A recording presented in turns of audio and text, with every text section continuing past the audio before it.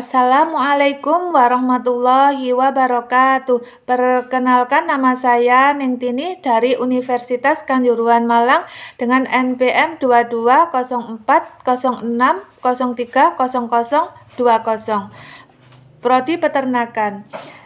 Di sini saya akan membuat video untuk memenuhi mata kuliah kewarganegaraan dengan dosen pengampu Pak Bomans. Di sini saya akan mereview pertemuan yang ke-14 dengan materi menelusuri konsep urgensi ketahanan nasional dan bela negara. Ada beberapa istilah dari pemberitaan media massa di atas terkait dengan konsep ketahanan. Selain istilah ketahanan nasional, pada pemberitaan itu adalah istilah ketahanan pangan dan ketahanan keluarga. Istilah ketahanan nasional memang memiliki pengertian dan cukup yang luas. Sejak konsep ini diperkenalkan oleh Lembaga Pertahanan Nasional Republik Indonesia atau Lemhanas RI. Pada sekitar tahun 1960-an, terjadi perkembangan dan dinamika konsepsi ketahanan nasional sampai sekarang ini. Secara etimologi, ketahanan berasal dari kata tahan yang berarti tabah, kuat, dan menguasai diri, gigih, dan tidak mengenal menyerah. Ketahanan memiliki makna mampu, tahan, dan kuat menghadapi segala bentuk tantangan dan ancaman yang ada guna menjamin kelangsungan hidupnya. Sedangkan kata nasional berasal dari kata nation yang berarti bangsa sebagai pengertian politik. Bangsa dalam pengertian politik adalah persekutuan hidup dari orang-orang yang telah menegara. Ketahanan nasional secara etimologi dapat diartikan sebagai mampu, kuat, dan tangguh dari sebuah bangsa dalam pengertian politik. Bagaimana dengan pengertian ketahanan nasional secara terminologi? Satu, wajah ketahanan nasional Indonesia. Gagasan pokok dari ajaran ketahanan nasional adalah bahwa suatu bangsa atau negara hanya akan dapat mempertahankan kelangsungan hidupnya apabila negara atau bangsa itu memiliki ketahanan nasional. Apakah sebenarnya yang dimaksud ketahanan nasional atau disingkat TANNAS itu? Menurut salah seorang ahli ketahanan nasional Indonesia GPHS Suryo Mataraman, definisi ketahanan nasional mungkin berbeda-beda ya, karena menyusun definisi melihatnya dari sudut yang berbeda pula. Menurutnya, ketahanan nasional memiliki lebih dari satu wajah. Dengan perkataan lain, ketahanan nasional berwajah ganda, yakni ketahanan nasional sebagai konsep, ketahanan nasional sebagai kondisi, dan ketahanan nasional sebagai strategi atau himpunan Lemhanas 1980. Berdasarkan pendapat di atas, terdapat 3 pengertian ketahanan nasional atau disebut sebagai wajah ketahanan nasional, yakni ketahanan nasional sebagai konsepsi atau doktrin. Yang kedua, ketahanan nasional sebagai kondisi. Dan yang ketiga, ketahanan nasional sebagai strategi, cara, atau pendekatan.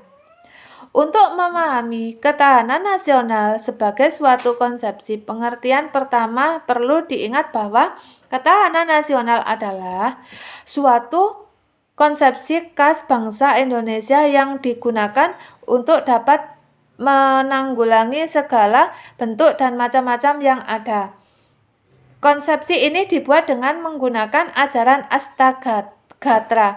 Oleh karena itu, konsep ini dapat dinamakan ketahanan nasional Indonesia berlandaskan pada ajaran Astagatra. Ketahanan nasional sebagai kondisi pengertian kedua sebagai ilustrasi apabila kita mengatakan bahwa ketahanan nasional Indonesia pada masa kini lebih tinggi tingkatannya dibanding tahun lalu. Kondisi Indonesia tersebut diukur dengan menggunakan konsepsi ketahanan nasional Indonesia yakni ajaran Astagatra. Ketahanan nasional sebagai strategi pengertian tiga berkaitan dengan pertanyaan tentang apa sebab dan bagaimana Indonesia bisa survive walaupun menghadapi banyak ancaman dan bahaya. Jawabannya adalah sederhana. Karena bangsa Indonesia menggunakan strategi ketahanan nasional. Jadi, dalam pengertian ketiga ini, ketahanan nasional dipandang sebagai cara atau pendekatan dengan menggunakan ajaran Astagatra yang berarti mengikut sertakan segala aspek alamiah dan sosial guna diperhitungkan dalam menanggulangi ancaman yang ada.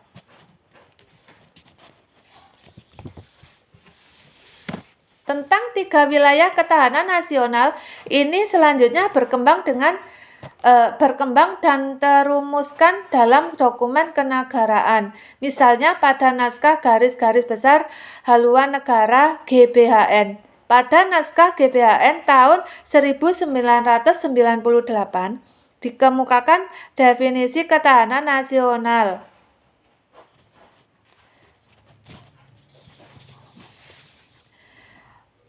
Perihal adanya tiga wilayah atau pengertian ketahanan nasional diperkuat kembali oleh Basri 2002 bahwa ketahanan nasional itu memiliki wajah sebagai berikut: 1 sebagai kondisi, 2 sebagai doktrin, dan 3 sebagai metode.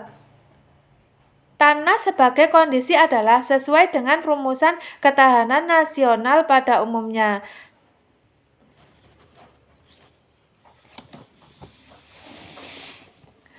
Dimensi dan ketahanan nasional berlapis. Selain tiga wajah atau pengertian ketahanan nasional Indonesia juga memiliki banyak dimensi dan konsep ketahanan berlapis. Oleh karena itu, aspek-aspek baik alamiah dan sosial Astagatra mempengaruhi kondisi ketahanan nasional. Maka dimensi, aspek atau bidang dari ketahanan Indonesia juga berkembang. Dalam skala nasional dan sebagai konsepsi kenegaraan ada istilah ketahanan nasional selanjutnya. Berdasarkan aspek-aspeknya, ada ketahanan nasional bidang politik, sosial, ekonomi, budaya, pertahanan, keamanan. Dari situ kita mengenal istilah ketahanan politik, ketahanan budaya, ketahanan sosial, ketahanan ekonomi, dan ketahanan keamanan. Jika diperinci lagi pada bidang-bidang kehidupan yang lebih kecil, kita mengenal istilah ketahanan energi, ketahanan pangan, ketahanan industri, dan sebagainya.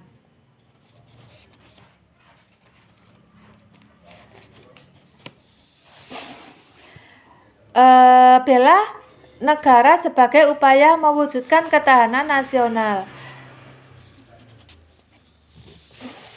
Berdasarkan pemberitaan di atas, apakah bela negara mesti berarti mengangkat senjata atau berperang dengan pihak baik guna mempertahankan negara? Istilah bela negara dapat kita temukan dalam rumusan pasal 27 ayat 3 Undang-Undang NRI 1945. Pasal 27 ayat 3 menyatakan setiap warga negara berhak dan wajib ikut serta dalam upaya pembelaan negara. Dalam buku Permasyarakatan Undang-Undang NRI 1945 oleh MPR 2012 dijelaskan bahwa pasal 2007 Pasal 27 ayat 3 ini dimaksudkan untuk memperteguh konsep yang dianut bangsa dan negara Indonesia di bidang pembelaan negara, yakni upaya bela negara bukan hanya monopoli TNI, tetapi merupakan hak sekaligus kewajiban setiap warga negara. Oleh karena itu, tidak benar jika ada anggapan bela negara berkaitan dengan militer atau militerisme, dan seolah-olah kewajiban dan tanggung jawab untuk membela negara hanya terletak pada Tentara Nasional Indonesia.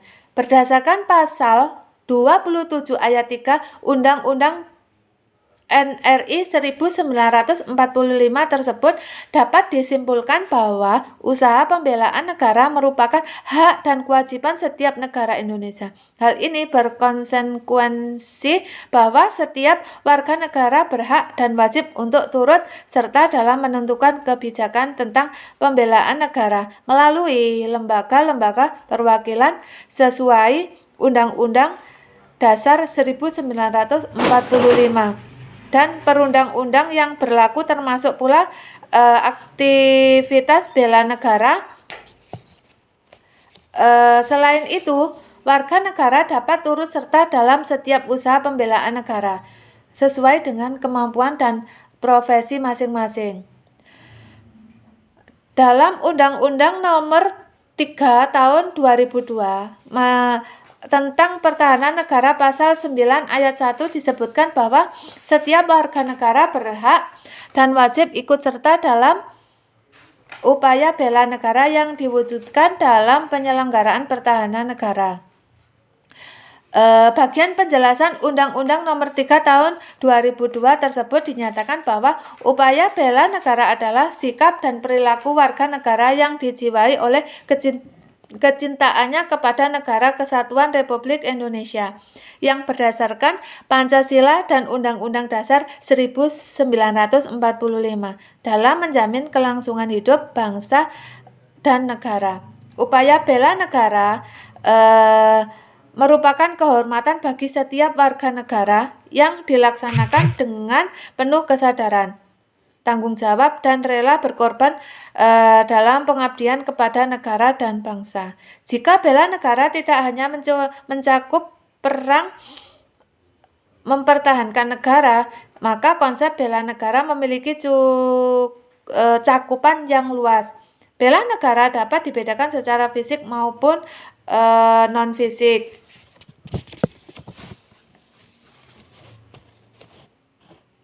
Sedangkan bela negara secara non-fisik dapat didefinisikan sebagai segala upaya untuk mempertahankan negara Kesatuan Republik Indonesia dengan cara meningkatkan kesadaran berbangsa dan bernegara, menanamkan kecintaan terhadap tanah air, serta berperan aktif dalam memajukan bangsa dan negara, termasuk penanggulangan ancaman.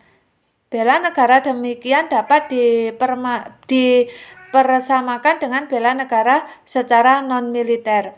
Bela negara perlu kita pahami dalam arti luas, yaitu